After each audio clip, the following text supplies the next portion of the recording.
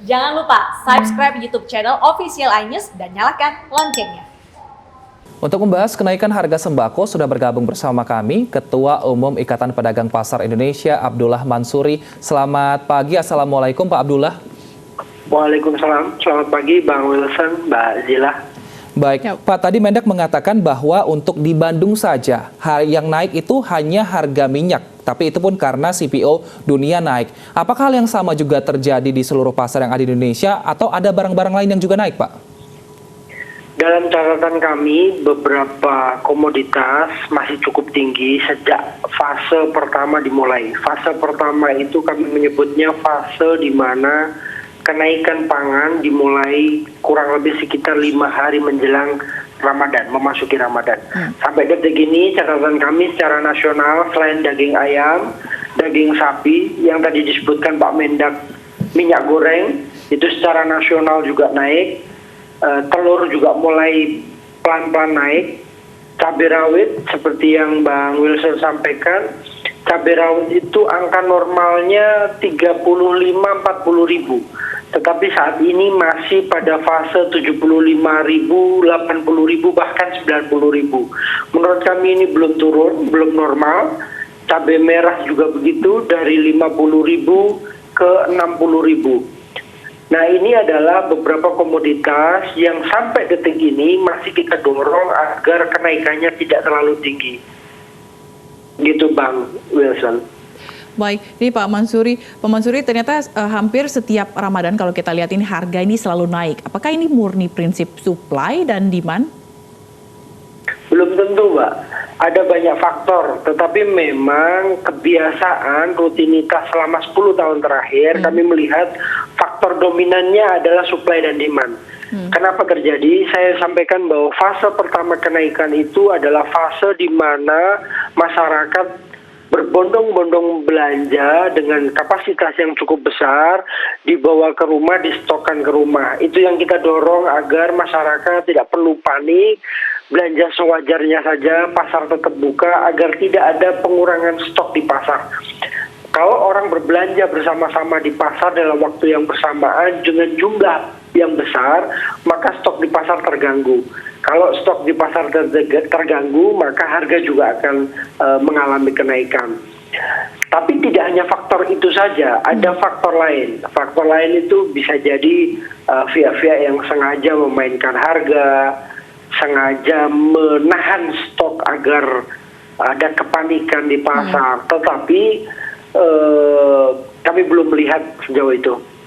Baik, artinya hingga saat ini spekulan ini atau oknum yang bermain harga pasar ini tidak dominan untuk harga sembako jelang Ramadan ini ya, Pak Mansuri?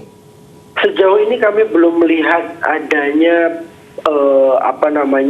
permainan dominan ya, dominan permainan spekulan, walaupun potensi itu tetap ada. Sesungguhnya yang kami lihat adalah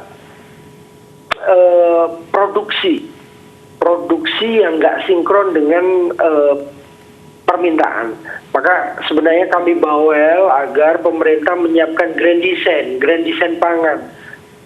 Bagaimana, berapa asumsi kebutuhan masyarakat menjelang Ramadan sampai Ramadan, dan kira-kira produksi kita berapa, itu yang jauh lebih penting.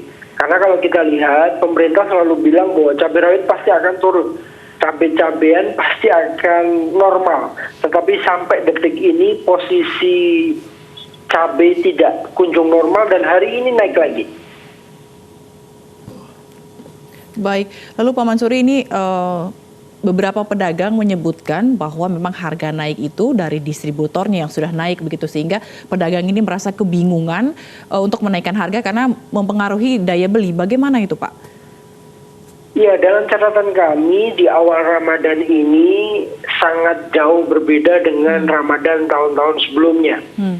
Daya beli masyarakat belum pulih dan harga kebutuhan pokok beberapa naik. Ini yang membuat kami agak kesulitan karena begini Mbak Zila, bahwa modal kami sama, terbatas. Kalau harganya naik, dari tengkulak naik, otomatis kami membelinya dengan kapasitas modal yang kami miliki. Harusnya kami bisa beli 1 ton, tapi cuma bisa membeli setengah ton untuk kami jual. Nah, ini yang membuat kami kesulitan bagaimana sih yang terjadi dan apa yang harus kita perbuat jika harganya terus naik. Kami menjualnya juga sulit kalau harganya tinggi. Nah, ini yang membuat kami kesulitan. Ini yang kami dorong agar pemerintah segera melakukan upaya-upaya agar daya beli masyarakat kembali pulih dan harga juga turun gitu. Karena ini sudah masuk fase panen raya ya. Yang fase panen raya adalah fase di mana harusnya komoditas itu bisa berlimpah di pasar. Kalau komoditas itu berlimpah di pasar, otomatis harganya juga relatif bisa terjangkau harusnya. Mengenai panen raya tadi kan ada proses distribusi yang harus dilakukan ke pasar-pasar. Apakah bisa secepat itu sebelum Lebaran sudah sampai di pasar-pasar sehingga nanti harga di H-1 seminggu Lebaran ini bisa normal, Pak Mansuri? Kalau boleh saya jelaskan Mbak Wilson dan Mbak Zila bahwa ada ritme kebiasaan yang kami temui 10 tahun terakhir. Kami sebutnya ada 3 fase kenaikan pangan di Ramadan. Fase pertama sekarang sedang kita lewati. Ini biasanya terjadi sampai H+7. Nah, fase kedua itu fase sama sebenarnya, permintaan cukup tinggi, tetapi biasanya supply-nya tidak begitu seimbang dengan demand. Itu H-3, H-5, H-3 menjelang Idul Fitri. Itu biasanya cukup tinggi karena orang bersama-sama mengambil barang dari pasar untuk distokkan ke rumah. Maka supply dan demand harus seimbang. Kalau produksinya tidak imbang, maka harga relatif tinggi. Ini terjadi 10 tahun terakhir. Nah, fase ketiga itu fase pasca Ramadan. Kita tahu bahwa di saat Idul Fitri, petani berhenti panen, pedagang juga sebagian tidak menjual barang dagangan di pasar karena libur Ramadan atau libur Idul Fitri. Ini yang juga mempengaruhi supply dan demand di pasar. Itu juga harganya biasanya relatif tinggi, H+3, H+5 sampai H+7. Nah, ini yang harus dijaga oleh pemerintah agar supply dan demand-nya seimbang. Supply dan demand itu ada 2. Kita bisa ketahui berapa kebutuhan yang dibutuhkan, asumsi kebutuhan publik, asumsi kebutuhan masyarakat, ini sebenarnya sudah terjadi berpuluh-puluh tahun. Harusnya Kementan dan Kemendak sudah mengantongi data kebutuhan pangan di saat-saat Ramadan. Yang kedua, produksi. Produksi itu ada di pundak Kementerian Pertanian di beberapa komoditas pangan ya. Yang distribusi ada di pundak Kemendak. Maka 2 kementerian ini harus memperkuat data masing-masing dalam rangka menjaga agar ritme waktunya dan sampainya ke pasar itu sesuai dengan harapan publik, harapan masyarakat. Kalau itu bisa terjaga, produksinya dijaga, distribusinya juga dikawal, kami meyakini bahwa kenaikan tidak relatif tinggi.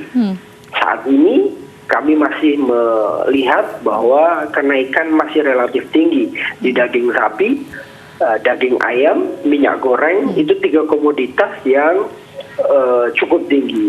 Ditambah cabai ya, cabai rawit dan cabai merah masih relatif tinggi, belum bisa diturunkan oleh pemerintah. Walaupun begitu, masa panen raya cabai rawit dan cabai-cabean lah ya, itu sebenarnya sudah terjadi beberapa minggu yang lalu. Harusnya Kemendak sudah mampu melakukan distribusi itu sampai ke pasar-pasar. Kemendak sendiri sudah menyampaikan bahwa di pasar akan segera turun. Itu yang kami bantah dan faktanya di pasar masih cukup tinggi, 75.000 untuk cabai rawit merah, 80.000 naik lagi 5.000 hari ini. Nah, ini yang harus didorong agar bisa ditekan terus biar bisa turun sampai pada posisi normal karena HET-nya 35.000 sampai 40.000. Baik. Lalu Pak, perlukah ini pemerintah melakukan operasi pasar untuk melindungi masyarakat dari aksi spekulan tadi? Operasi pasar mungkin boleh Mbak Zila, tetapi ini hanya seperti pemadam kebakaran saja. tidak menyelesaikan persoalan sesungguhnya. Yang kami dorong adalah yang pertama, pemerintah harus mempersiapkan Grand Design pangan. Grand Design ini per 3 bulan, bulan-bulan di saat-saat hari besar ya, seperti Ramadan, Natal, Tahun Baru, di saat kenaikan permintaan itu tinggi, maka itu juga harus dipersiapkan suplainya sedemikian rupa agar memenuhi demand.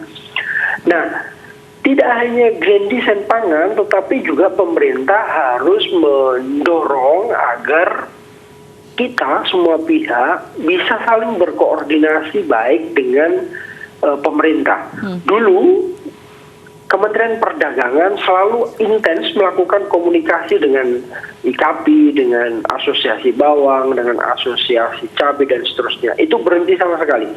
Itu tidak ada koordinasi sama sekali sehingga pemerintah tidak memiliki data yang sesuai dengan yang ada di lapangan. Data itu hanya dari, saya tidak tahu dari mana, faktanya memang tidak pernah yang diungkapkan oleh Kemendak atau Kementan itu sesuai dengan fakta yang di lapangan. Baik. Itu yang kita harapkan, bahwa tidak hanya Grand Design pangan, tetapi juga kita memiliki data pangan yang valid. Maka Kemendak dan Kementan kami dorong tidak usah mengeluarkan data. Biarkan data itu dikeluarkan oleh BPS. BPS kita yakini sebagai satu-satunya lembaga yang kita percaya untuk mengeluarkan data pangan. Kalau Kemendak yang keluarkan data pangan, data Kemendak beda dengan data Kementan beda dengan data Kemendak. Maka BPS saja kita tambah sumber daya manusianya, kita tambah anggarannya agar itu menjadi satu-satunya data yang bisa kita percaya. Baik, kita harapkan ada Grand Design pangan dari pemerintah sehingga harga di pasar-pasar tradisional ini bisa tetap stabil sehingga warga tidak kesulitan untuk mendapatkan bahan pokok. Terima kasih Pak Abdullah Mansuri telah bergabung bersama kami di iNews Pagi.